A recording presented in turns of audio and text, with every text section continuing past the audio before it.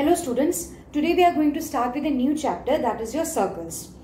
Now before moving ahead to the theorems and the problems of this chapter, let us first know a few concepts. First see here, chord. Now what is a chord?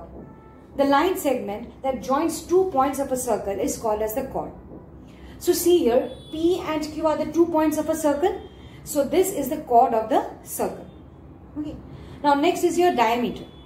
Diameter is the line segment that passes through the center of the circle, and this diameter is also called as the longest chord of the circle. Okay, so difference is here it just joins the 2 points, and here also it joins the 2 points, but it passes through the center. Okay, next the circumference. Circumference is the length of the complete circle. Okay, so chord means here in this diagram PQ is the chord, AB is also the chord, but it is called as your diameter, and circumference is the total length of the circle. Okay. Now let us see what is the meaning of arc. Now arc is the piece of the circle between 2 points. See here, this is a point P and Q. So there are 2 arc formed here. One is PQ and the other is a PRQ. So here we get 2 terms. One is your major arc and the other is your minor arc. So here PRQ is the major arc and PQ is the minor arc. Okay. Now let us see what is the meaning of semicircle. Suppose say I draw a chord AB which passes through the center. That means the diameter. So this divides the circle into 2 equal halves. Semi means half. So that is the definition of semicircle is if it is divided into 2 equal halves, then each part is called as your semicircle. Okay. Now let us move on to what is a segment. Suppose say I remove this AB and I draw here 2 points P and Q. Okay. Now see here. This is a segment. Segment means what? It is the part which is formed between a chord and the arc. Suppose say I draw here the chord PQ. So this arc is formed here, PQ arc.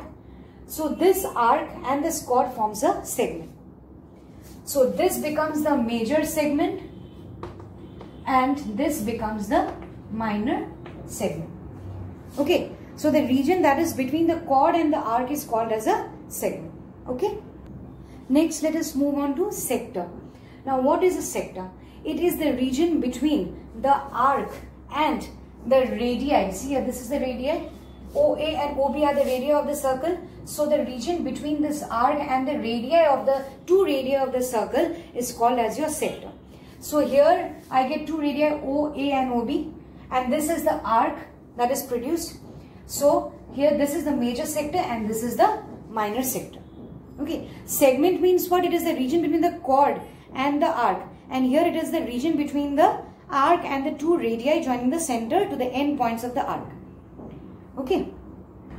Now before proceeding further, we have to understand the meaning of this line, that angle subtended by a chord at a point.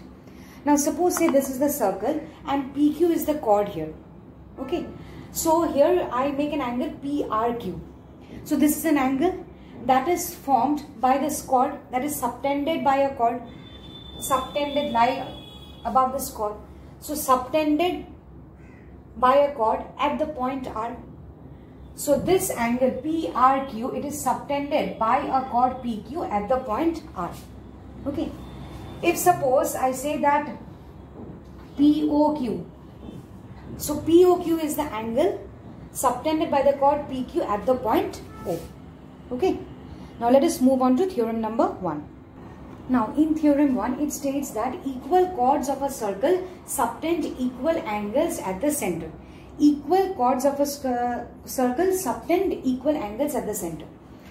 So now here this is the diagram for this theorem, and given here it is that it is a circle with center O where AB and CD are the equal chords. Equal chords is given in the theorem. So AB and CD here are the equal chords of the circle which subtends angle AOB. See here, this angle AOB and angle COD at the center O. Okay. So now here we need to prove that angle AOB is equal to angle COD. So how to prove this one? Let us see first. We will consider here 2 triangles, that is AOB, triangle AOB and triangle COD. Now in these two triangles, you see OA is equal to, here OA is equal to OC because they are the radii of the same circle.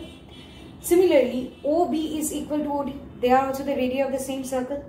And it is given to us that AB, the chords AB and CD are equal. So that means what? We can say from these three conditions that these are congruent triangles from SSS congruency. Therefore, I can say that angle AOB is equal to angle COD. Okay. Now let us move on to theorem number 2. We do not require the proof here, just to see what it states. It states that if the angles subtended by the chord of the circle at the center are equal, then the chords are equal.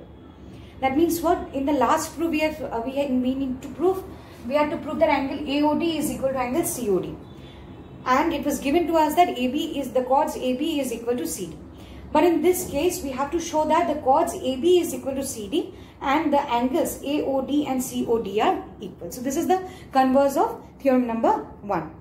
Okay. So with this, I'll end this video today. From in the next video, we will start with the next exercise, that is your 10.2. Okay. Thank you.